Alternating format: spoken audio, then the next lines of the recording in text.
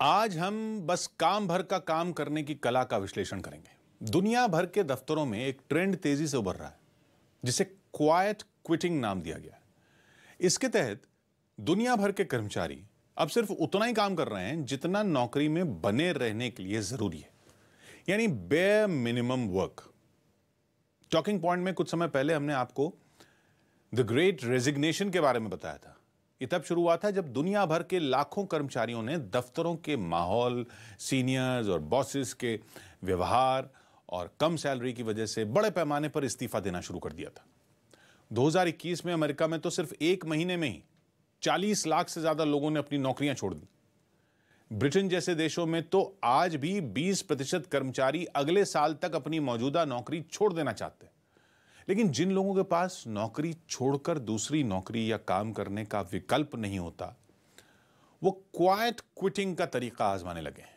ये एक ऐसा ट्रेंड है जिसमें लोग नौकरी तो नहीं छोड़ते, लेकिन सिर्फ उतना भर काम करते हैं जितना जरूरी होता है, यानी एक्स्ट्रा काम को या किसी और के हिस्से के काम को चुपचाप ना कह देते हैं या फिर अपने ऊपर अतिरिक्त जिम्मेदारी लेते नहीं है। ये ट्रेंड खासकर युवाओं के बीच तेजी से लोकप्रिय हो रहा है। ये वो युवा हैं जो मानते हैं कि काम के अलावा भी जिंदगी होती है और जरूरत से ज्यादा काम की वजह से वो अपनी निजी जिंदगी का आनंद नहीं ले पा रहे। ये ट्रेंड उस धारणा के बिल्कुल उलट है जिसके मुताबिक लोगों को जमकर काम करना चाहिए, मेहनत करनी चाहिए, जिम्मेदारी उठानी चाहिए, अपने काम के दम पर करियर में प्रमोशन और तरक्की हासिल करनी चाहिए। इसी साल प्रकाशित हुए डिलॉयट के एक सर्वे में यह पता चला कि मिलेनियल्स, यानी वो लोग जो 1981 के बाद पैदा हुए और जिनकी उम्र आज की तारीख में 25 से 40 साल के बीच है, और जनरेशन जी, यानी वो युवा जो 1997 के बाद पैदा हुए और आज की तारीख में ज्यादा से ज्यादा 24 साल के हैं, उन्हें लगता है कि कोरोना काल बीत जाने के बाद वो एक सुनहरे भविष्य का निर्माण कर पाएंगे। लेकिन 2022 आने के बाद भी ऐसा नहीं हुआ। अब ये युवा अपनी नौकरियों में खुश नहीं है। 46 देशों में इस आयु वर्ग के 23,000 से ज्यादा युवाओं पर किए गए सर्वे में पता चला कि 32% युवा बढ़ती महंगाई से हताश हैं। खासकर घर, ट्रांसपोर्ट और यूटिलिटीज की बढ़ती कीमतों ने युवाओं को चिंता में डाल दिया है। 47% युवा पेचेक टू पेचेक जी रहे हैं, यानी उनकी जितनी सैलरी है उतनी ही खर्चे हैं। अगर कोई इमरजेंसी आ जाए तो उन युवाओं के पास उसके लिए कोई सेविंग भी नहीं है। 29% युवाओं को नहीं लगता कि वो कभी चिंता मुक्त होकर रिटायर हो पाएंगे।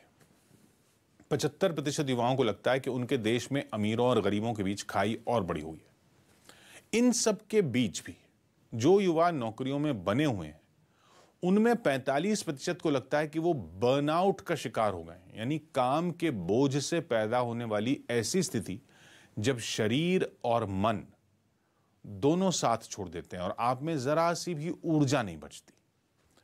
44% युवाओं ने बताया कि काम के बोझ और जरूरत से ज्यादा दबाव की वजह से उनके कई साथी अचानक नौकरी छोड़ चुके हैं। इन सभी परिस्थितियों ने नौकरियों में लगे बहुत सारे युवाओं को चिंता और अवसाद से भर दिया है। यही वजह है कि जो लोग नौकरियां छोड़ नहीं सकते वो अतिरिक्त काम और जिम्मेदारियों से पल्ला झाड़ने लगे। काम और जिम्मेदारियों से भागना सही है या गलत, इस पर बहस हो सकती है। बहुत सारे लोग मानते हैं कि आपको जितना काम करने का पैसा मिलता है उतना ही काम करना चाहिए, बाकी समय खुद को और अपने परिवार को देना चाहिए। लेकिन बहुत सारे लोग ये भी मानते हैं कि अगर लोग जिम्मेदारी लेकर आगे ही नहीं बढ़ना चाहेंगे तो फिर तरक्की के रास्ते कैसे खुलेंगे। क्वाइट क्विटिंग को अपनाने वाले तो फिर भी नौकरियां कर रहे हैं, लेकिन चीन में तो युवा इन दिनों एक ऐसे ट्रेंड का शिकार हो रहे हैं जो ये बताता है कि आगे निकलने की इस अंधी दौड़ ने युवाओं को किस हद तक तोड़ कर रख दिया। चीन में आजकल बहुत सारे युवा लेट इट रॉट को अपना रहे हैं। हिंदी में से आप सड़ने दो कह सकते हैं, लेट इट रॉट, सड़ने दो। इसके तहत युवा अपने सपने, अपनी नौकरी, अपनी जीवन शैली सबका त्याग कर देते हैं। इन युवाओं का मानना है कि जो सपने वो पूरा करने की सोच रहे थे, जो ख्वाब वो देख रहे थे, वो इस दौर में कभी पूरे नहीं हो सकते। घर महंगे हो गए हैं, गाड़ियां खरीदना आसान नहीं है, रोजमर्रा की जरूरतें पूरी हो नहीं पा रही, तो फिर आखिर संघर्ष करना ही क्यों है? ऐसे युवा अपने आप को सब चीजों से अलग करके खुद को भगवान भरोसे छोड़ने लगे हैं। इन युवाओं का मानना है कि अगर जिंदगी ऐसे ही संघर्ष के साथ बितानी है तो जिंदगी को ही सड़ने दो, जो हो रहा है होने दो। जिस दौड़ को जीत नहीं सकते उसमें खुद को खपाने का फायदा क्या? अब सवाल यह है कि अगर परिस्थितियां साथ नहीं दे रही तो क्या खुद को काम से अलग कर लेना या जिंदगी को सड़ने देना ही आखिरी विकल्प है? इसका जवाब हर किसी के लिए अलग अलग हो सकता है, लेकिन आज हमने भारत के अध्यात्म से इस सवाल का जवाब ढूंढने की कोशिश की है। भारत में दो तरह के महापुरुष हुए, एक भगवान बुद्ध और महावीर जैसे, जिन्होंने जीवन की लालसाओं और इच्छाओं का ही पूरी तरह से त्याग कर दिया। दूसरे हुए भगवान कृष्ण, जिनका जन्मदिन कृष्ण जन्माष्टमी के रूप में पूरे देश ने धूमधाम से मनाया। श्री कृष्ण ने किसी इच्छा, किसी माया का त्याग नहीं किया। उन्होंने जीवन में जो भी किया उसे पूर्णता यानी टोटैलिटी के साथ किया। वो युद्ध का भी हिस्सा बने, उन्होंने प्रेम भी किया, उन्होंने नया शहर द्वारका भी बसाया, उन्होंने शत्रुओं को हराने के लिए कूटनीति भी अपनाई, चतुराई भी दिखाई, यानी उन्होंने जीवन को उसके सारे रंगों में जिया। वो जिम्मेदारियों से भागे नहीं बल्कि डटे रहे, लेकिन किसी भी जिम्मेदारी को उन्होंने खुद पर हावी नहीं होने दिया, बल्कि हर जिम्मेदारी, हर किरदार को उन्होंने एक लीला की तरह लिया। यानी उन्होंने अपना हर काम बहुत प्लेफुली किया। इसलिए जिम्मेदारियों से भागने वाले युवाओं को इन्हीं दो तरीकों में एक को अपना कर देखना चाहिए।